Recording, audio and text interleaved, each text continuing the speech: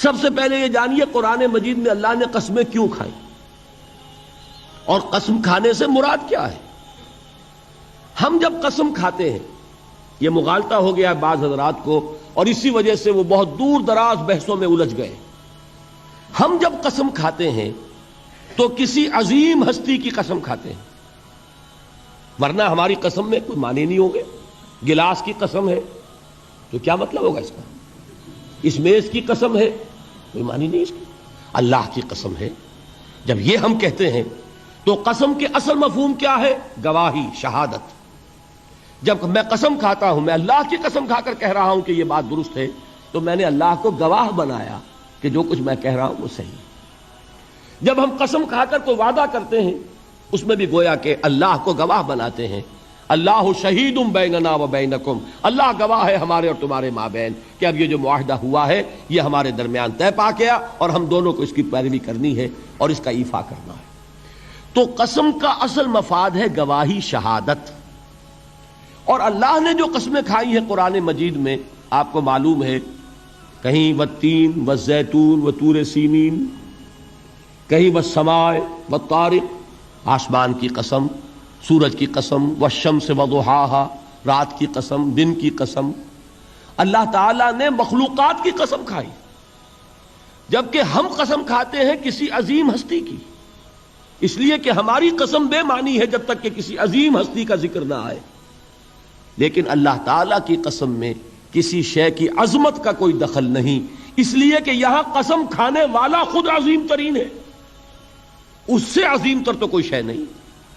لہذا یہاں قرآن مجید میں جو قسمیں کھائی گئیں ان میں کسی شے کی عظمت کا معاملہ نہیں ہے، بلکہ مجرد شہادت اور گواہی.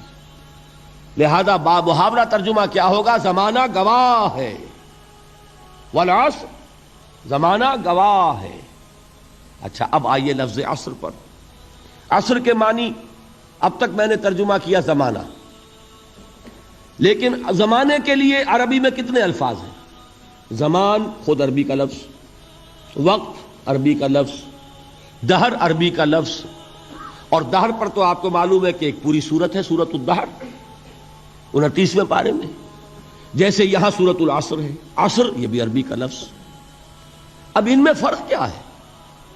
دیکھیے، دہر اور عصر، ان دونوں الفاظ کو سمجھ لیجئے. اور یہ جو جدید جنہوں نے کچھ فزکس کا کوئی مطالعہ کیا ہے یا کچھ معلومات رکھتے ہیں، وہ در حقیقت ان الفاظ کی گہرائی کو سمجھ سکیں. آپ حضرات کے علم میں ہوگا یہ، اور جن کے علم میں نہیں ہے وہ اس وقت اس کو ذہن نشین کر لیں کہ آئنسٹائن ایک بہت بڑا فزسسٹ، ماہر فزکس، اس وقت دنیا کا عظیم ترین سائنسدان وہ مانا گیا اس صدی کا.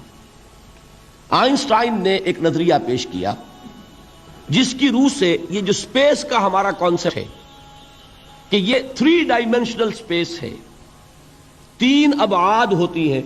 کوئی شے ہے، اس کا طول ہو، عرض ہوگا، اور گہرائی ہوگی یا اونچائی ہوگی. یہ 3 ڈائمینشنز ہیں.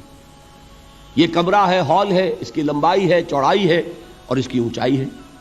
کوئی شے بھی ہوگی اس میں یہ 3 آپ کو اس کی ابعاد ملیں گی. اب ابعاد کا لفظ آپ نہیں سمجھیں گے، ڈائمینشن سمجھ جائیں گے. لیکن جو انگریزی نہیں جانتے ان کے لیے ابعاد کا لفظ بول رہا ہوں، اعراض کہہ لیں، ابعاد کہہ لیں. لیکن یہ ثقیل لفظ ہے، dimensions, 3 dimensional concept of space. لیکن آئنسٹائن نے جو بات بیان کی وہ یہ ہے کہ time is the 4th dimension of space. یہ جو ہمارا تصور ہے وہ تو ہے 3 ابعاد کا، حقیقت میں اسپیس جو ہے 4 ڈائمینشنل ہے. اور ٹائم جو ہے، وقت، وہ در حقیقت 4تھی ڈائمینشن ہے اس اسپیس کی. اسی لیے زمان و مکان کا لفظ جب ہم بولتے ہیں ایک اصطلاح کے طور پر، زمان و مکان، ٹائم اینڈ اسپیس، اس کا جو مرکب ہے، اس مرکب میں اگر آپ کل کو لیں گے اور اس کا پھیلاؤ آپ اپنے سامنے رکھیں گے تو اس کے لیے لفظ دہر آئے گا. اور جب اس کے لیے وقت کا تصور صرف رکھیں گے، وہ وقت جو گزرتا ہے، جس میں مرور ہے، جس میں ماضی، حال اور مستقبل کی تقسیم ہے، تو وہ وقت جو ہے سیریل ٹائم جسے کہا جاتا ہے انگریزی میں، زمان جاری، یہ عربی میں کہیں گے. یہ ہے عصر، گزرنے والا زمانہ، وہ زمانہ جو اس